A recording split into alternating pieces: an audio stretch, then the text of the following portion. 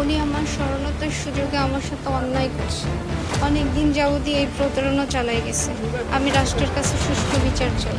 আল্লাহ দ্বীনের কথা বলার অপরাধে, আল্লাহ দ্বীনের বিজয়ের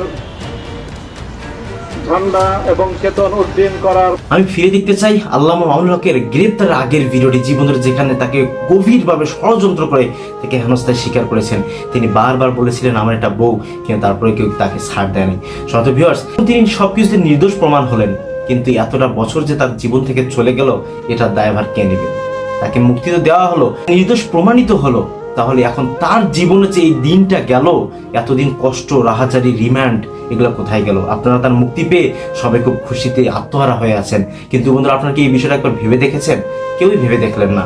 তাকে যে এতটা বছর তাকে শাস্তি নিতে হলো, এটা কিসের জন্য শাস্তিটা পাইলো সে, এটা আমাদেরকে ক্লিয়ার করা দরকার। সম্মানিত ভিউয়ার্স, ছাড়া পেয়ে এসে আমরা সবাই ভাবছিলাম তিনি হয়তোবা সেবা করে কথা বলবেন, কেননা তিনি বুঝতে পেরেছেন দেশের আইন সম্পর্কে, হয়তোবা তিনি আর এরকম গলা উঁচু সুরে কথা বলবেন না। কিন্তু বন্ধুরা না, সবকিছু আপনার ভুল ধারণা। তিনি এসেই বাঘের মতো গর্জন দিচ্ছেন, ঠিক আগের মতোই। সম্মানিত ভিউয়ার্স, তার অবস্থা একটা তাগড়া জোয়ান মানুষ আপনারা দেখছেন জেলের মধ্যে গেছে, কিন্তু বের হয়ে আসছে লাঠি নিয়ে। এই হলো আমাদের দেশের অবস্থা। সম্মানিত ভিউয়ার্স, যারা যারা মামুনুল হকের এই বক্তব্যটি শুনে, চলুন আমরা সেই বক্তব্যটি শুনে আসি। আপনাদের সঙ্গে রয়েছে আমি রাকিবুল হাসান। যারা আমার সেকেন্ড চ্যানেলটি ইন্ডলেস রাকিব এখন সাবস্ক্রাইব করেন নাই, অবশ্যই সাবস্ক্রাইব করবেন। বন্ধুদের পাশে থাকেন, সেখানে আমরা সবসময় ব্লগ ভিডিও আপলোড হয়ে থাকে, অবশ্যই সাপোর্ট করবেন। চলুন বন্ধুরা, আমরা এখন দেখে আসি আল্লামা মামুনুল হকের এর হয়ে যে বক্তব্যটি দিলেন। চলুন দেখে আসি। সেটাও আমরা হাসি মুখে বরণ করে নিয়েছি, কিন্তু আল্লাহর জমিনে আল্লাহ এবং তার রাসূলের কোন সম্মান এক মুহূর্তের জন্য আমরা বরদাস্ত করে নেব না। আমরা আমাদের সর্বোচ্চ ত্যাগ এবং কোরবানি স্বীকার করতে প্রস্তুত রয়েছি, জীবন দিতে প্রস্তুত রয়েছি। আল্লাহর জমিনে আল্লাহর দ্বীনের ঝান্ডা সমুন্নত করেই আমাদের যাত্রা থামবে ইনশাআল্লাহ। হয়তো শাহাদাত, নয়তো খেলাফত ইনশাআল্লাহ। আল্লাহর জমিনে খেলাফত প্রতিষ্ঠার যে আওয়াজ আজ পৃথিবীর দিকে থেকে উচ্চারিত হচ্ছে, সে আওয়াজ বাংলার জমিনে খেলাফতের এই আন্দোলনকে চূড়ান্ত গন্তব্যে পৌঁছাবে ইনশাআল্লাহ। মুক্ত জীবনে ফিরে এসেছেন আলহামদুলিল্লাহ। সর্বশেষ আজ আমার মুক্তির মধ্য দিয়ে 2021 সালে হেফাজতে ইসলাম বাংলাদেশ এবং এদেশের আলেম সমাজের উপর ইতিহাসের অন্যতম এক গভীর ষড়যন্ত্র এবং চক্রান্ত নির্যাতনের যে স্টিমগুলার পরিচালনা করা হয়েছিল, তার আজকে একটি প্রাথমিক অধ্যায়ের পরিসমাপ্তি ঘটল।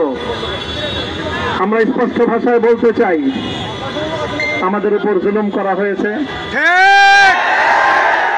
আমরা নির্যাতিত, অন্যায়ভাবে আমাদেরকে কারারুদ্ধ করা হয়েছে, বুলেটের আঘাতে আমাদের ভাইদেরকে হত্যা করা হয়েছে। আমরা যখন আমাদের সন্তানদের লাশ এবং তাদের রক্তমাখা বুলেট বিদ্ধ সেই মরদেহকে সামনে রেখে আমরা যখন আমাদের ন্যূনতম প্রতিবাদটুকু উচ্চারণ করতে গিয়েছি, তখন আমাদেরকে কারারুদ্ধ করা হয়েছে, আমাদেরকে নানাভাবে নিষ্পেষণ করা হয়েছে, আমাদেরকে জনগণ থেকে বিচ্ছিন্ন করার সব ধরনের অপচেষ্টা চালানো হয়েছে। আমি আজ এই মুহূর্তে আমার এই মুক্তি উপলক্ষে আমি বলতে চাই, আমাদের উপর জুলুম করা হয়েছে, এটাকে আমরা সহ্য করে নিলাম। আমাদের ভাইদেরকে হত্যা করা হয়েছে, সেটাও সহ্য করে নিলাম। আমরা আমার সন্তানের লাশ কাঁধে তুলে নিয়েছি, সেটাকেও আমি হাসি মুখে বরণ করে নিলাম। আমাদেরকে অপমান এবং লাঞ্ছনার সব ধরনের ষড়যন্ত্রের সম্মুখীন হতে হয়েছে। আমি বাংলাদেশের আলেম সমাজ, হেফাজতে ইসলাম বাংলাদেশ সহ, বাংলাদেশ খেলাফত মজলিস সহ সকল ভ্রাতৃপ্রতিম সংগঠন, সকল ধর্মপ্রাণ, ইসলামপন্থী বিভিন্ন ছোটখাটো মতভেদ, মতবিরোধ, মত পার্থক্যের ঊর্ধ্বে উঠে যারা এলাহে কালেমাতুল্লাহর এই এক বাণীতে বিশ্বাসী, আল্লাহর জমিনে আল্লাহর দ্বীন কায়েম করতে চাই, আমাদের তাআলা তাআলাউ ইলা কালিমাতিন সাওয়াইন বাইনানা ওয়া বাইনাকুম, এই এক মন্ত্রে উজ্জীবিত হয়ে আল্লাহর দ্বীনের ঝান্ডা সমুন্নত করবার এই আন্দোলন এবং সংগ্রামে আমি নিজেকে উৎসর্গ করার ঘোষণা করছি এবং আমার সকল ভাইদেরকে, আমি সকল উলামায়ে কেরামকে এবং ধর্মপ্রাণ মুসলমানদেরকে, ইসলামী নেতৃত্বকে ঐক্যবদ্ধভাবে এই সংগ্রামের ঝান্ডা সমুন্নত করবার, ধারণ করবার আহ্বান জানাচ্ছি এবং আপনাদের সকলকে আবার শুকরিয়া জ্ঞাপন করছি যে আজকে আপনারা এভাবে আমাকে উৎসাহিত করেছেন, উজ্জীবিত করেছেন। আল্লাহ পাক আপনাদের সকলকে উত্তম বিনিময় দান করুন। প্রিয় ভাইয়েরা,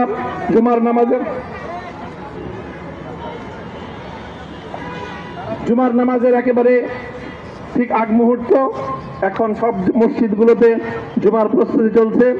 আমরা এখন এখানে খুব সংক্ষিপ্ত দোয়ার মাধ্যমে আমাদের আজকের এই প্রোগ্রামের সমাপ্তি ঘোষণা করব। এরপরে ইনশাআল্লাহ প্রত্যেকে সুশৃঙ্খলভাবে যার যার জায়গা মতো বা আশেপাশের মসজিদগুলোতে গিয়ে আপনারা জুমার নামাজ আদায় করবেন।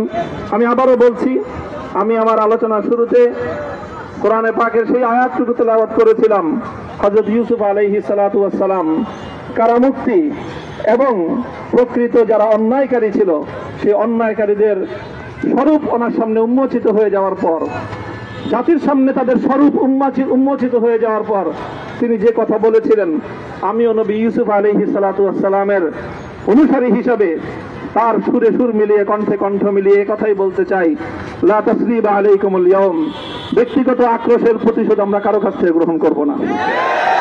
সকলকে আহ্বান জানাই, মাদ্রাসা, স্কুল, কলেজ, ভার্সিটি, কোন শিক্ষা ব্যবস্থার ছাত্রদের মধ্যে বিভেদ করার নীতিতে মামুনুল হক বিশ্বাস করে না।